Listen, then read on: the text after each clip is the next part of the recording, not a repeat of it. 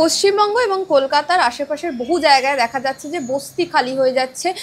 বাংলাদেশিরা এরকম তকমা দেওয়া হচ্ছে যে বাংলাদেশিরা এসে থাকছিল এবং সেই বস্তি এসআইআর আতঙ্কে নাকি খালি হয়ে যাচ্ছে। এই মুহূর্তে বাসুদা আমাদের সঙ্গে রয়েছেন। দাদা, এই যে বলা হচ্ছে বারংবার যে একটা ন্যারেটিভ সৃষ্টি করা হচ্ছে যে বাংলাদেশিরা এসে এই বস্তিগুলোতে ছিল এবং এসআইআর আতঙ্কে তারা চলে যাচ্ছে, বলছি এত বাংলাদেশি এলো পশ্চিমবঙ্গের রুটি কাপড়া মাকানে রীতিমতো থাবা বসালো কেন্দ্রীয় সরকার এবং রাজ্য সরকার, তার কোনো রকম কোনো ব্যবস্থা নিল না এতদিন, এখন এসআইআর আতঙ্কে এত তৎপর হয়ে উঠেছে।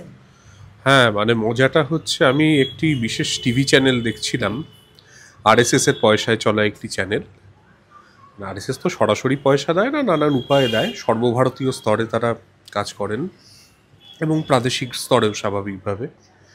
তো এরকম একটি চ্যানেলে একজন সাংবাদিক গেছেন, গিয়ে সবাইকে সবার মুখের সামনেই তোমরা যেটাকে বুম বলো সেটা ধরছেন এবং ধরে সবাইকে বলছেন যে আপনি বলুন, আপনি কবে থেকে এসছেন, কেন এসছেন, ইত্যাদি ইত্যাদি বিভিন্ন প্রশ্ন করছেন। মজাটা হলো একজন সাংবাদিকের অধিকার আছে সত্যটা উদ্ঘাটন করার, প্রশ্ন করবে, কিন্তু সাংবাদিকের অধিকার নেই কিন্তু ডাইনি খোঁজার, উইচ হান্ট করার অধিকার সাংবাদিক কেন, কারোরই নেই। এসআইআরকে কেন্দ্র করে একটা উইচ হান্টের চেষ্টা চলছে। আসল যে বুনিয়াদি জিনিসগুলো সেগুলোকে পেছনে সরিয়ে রেখে সেগুলোকে ঢেকে দিয়ে, মানে যে তুমি বললে রুটি কাপড়া মাকান, এই প্রশ্নগুলোকে সম্পূর্ণভাবে নজরআন্দাজ করে এই কাজটা চলছে। তো সেখানে দাঁড়িয়ে স্বাভাবিকভাবেই এই যে একটা অদ্ভুত ন্যারেটিভ তৈরি করা হচ্ছে এবং এই ন্যারেটিভটা তৈরি করার মধ্যে দিয়েই কিন্তু আদতে তোমার একটা আতঙ্ক সৃষ্টির পরিবেশ গড়ে তুলছে বর্তমান শাসক শ্রেণী। এখানে যেমন সাংবাদিকটি যখন জিজ্ঞেস করছেন যে আপনি কবে থেকে এসছেন, কোথা থেকে এসছেন, তখন একজন ভদ্রমহিলার মুখের সামনে বুমটা ধরেছেন। তিনি বলছেন 12 বছর হলো এসেছি মুর্শিদাবাদ, কথাটা সম্পূর্ণ করতে দেননি। সাংবাদিক তখন নিজের মুখে বুমটা ধরে বলছেন যে দেখেছেন দেখেছেন 12 বছর ধরে এখানে এসে বসে আছে বাংলাদেশ থেকে। আদতে তো তা নয়, তিনি হয়তো বলছেন যে আমি 12 বছর হলো এখানে, মানে কলকাতা শহরে এসেছি মুর্শিদাবাদ থেকে। এই কথাটা আপনি ভেবে দেখুন তো, এত বড় বড় কথা বলছে কেন্দ্রীয় সরকার যে বাংলাদেশি এসেছে, বর্ডার সিকিউরিটি ফোর্সটা কার?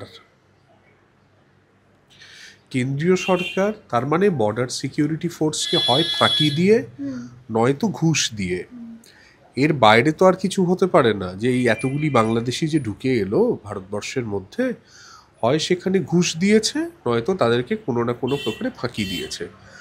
তাহলে প্রশ্ন ওঠে যে কেন্দ্রীয় সরকার এমন একটি ফোর্স মেনটেন করেন যে ফোর্সের তার দেশের সীমানা রক্ষার প্রতি সে কমিটেড নয়, সে ঘুষ নেয়, অথবা তার কমিটমেন্টটা অন্য জায়গাতেও একটা গন্ডগোল আছে। তার যতটা দায়িত্ব নিয়ে কাজ করা উচিত সে ততটা দায়িত্ব নিয়ে কাজ করে না। তার মাইনেটা তো দেশের জনগণের যে ট্যাক্সের পয়সা তাতেই হয়। এর উত্তর তো কেন্দ্রীয় সরকারকেই দিতে হবে। বিএসএফ তো রাজ্য সরকারের নয়, তোমারও নয়, আমারও নয়। এদের মাথায় প্রেসিডেন্ট অফ ইন্ডিয়া বসে আছেন, আমার ডিফেন্স মিনিস্টার কেন্দ্রের, তিনি সব কিছু দেখছেন কি হচ্ছে। আর রাজ্য এবং কেন্দ্র এরা একে অপরের বিরুদ্ধে নানা রকম কথাবার্তা বলছেন।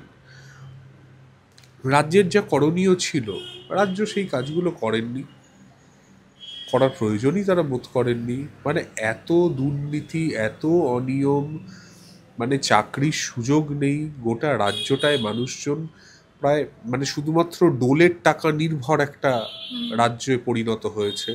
এবং কেন্দ্র যেহেতু হিন্দুত্বের কার্ড খেলছে, এরা এখানে মানে সফট হিন্দুত্ব, আজকে এখানে জগন্নাথ, উত্তরবঙ্গে মহাকাল এসব করছে, আর তার সঙ্গে ইমাম ভাতা ইত্যাদি ইত্যাদি করে একটা মুসলিম কার্ড খেলে মুসলিমদের সঙ্গে রাখছে, করে পশ্চিমবঙ্গের রাজনৈতিক মানচিত্রটাকে দূষিত করে দিয়েছে।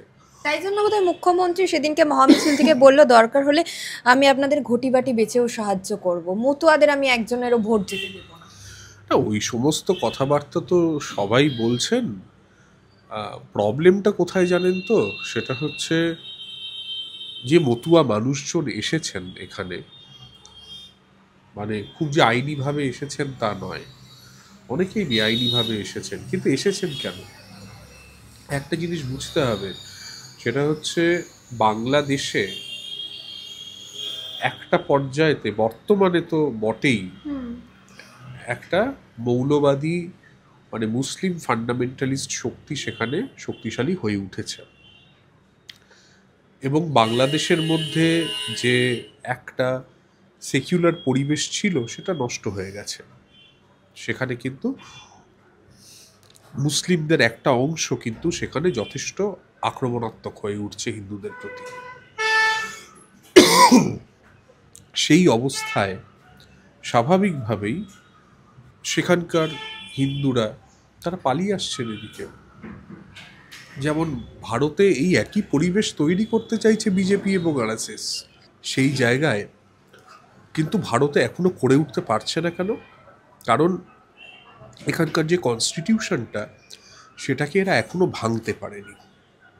এখানকার যে পরিবেশটা সেটাকে পুরোটা, সেই গণতান্ত্রিক পরিবেশটা, ধর্মনিরপেক্ষ পরিবেশটাকে ধ্বংস করে দিতে পারেনি। সেই চেষ্টাটা করছে যাতে ওটা সফল হতে পারে, কিন্তু ভারত অনেক বড় দেশ, দীর্ঘদিন ধরে সেখানে একটা ডেমোক্রেটিক প্র্যাকটিস আছে, সেই কারণে এখনো করে উঠতে পারেনি। কিন্তু উদ্দেশ্যটা কিন্তু ওই ওই যে হিন্দি, হিন্দু, হিন্দুস্তান, ওই যে জায়গাটা, একটা হিন্দি মানে সংস্কৃতির ক্ষেত্রে একটা হিন্দি সাম্রাজ্যবাদ চাপিয়ে দেওয়ার চেষ্টা, ডবল ইঞ্জিন নামিয়ে দেওয়া, দেশের ফেডারেল স্ট্রাকচারটাকে ধ্বংস করে দেওয়া, আদতে কনস্টিটিউশনটাকে সম্পূর্ণ পাল্টে দিয়ে একটা কি বলা যেতে পারে, একটা প্রেসিডেন্সিয়াল ফর্ম অফ গভর্নেন্স আমাদের এখানে চালু করা, এইগুলোতে এরা করছেন, কিন্তু সফল হতে পারবেন না আলটিমেটলি। তার কিছু বস্তুগত কারণ আছে, মানে ধরো ফিসক্যাল ডেফিসিট করতে পারবেন না, করে জব জেনারেশন হবে না ইত্যাদি। এগুলোর মধ্যে আমি এখন যাব না, মানে তোমার প্রশ্নের সঙ্গে এগুলো সঙ্গতিপূর্ণ, কিন্তু মানে এই মুহূর্তে এটা নিয়ে আলোচনা না করলেও হয়।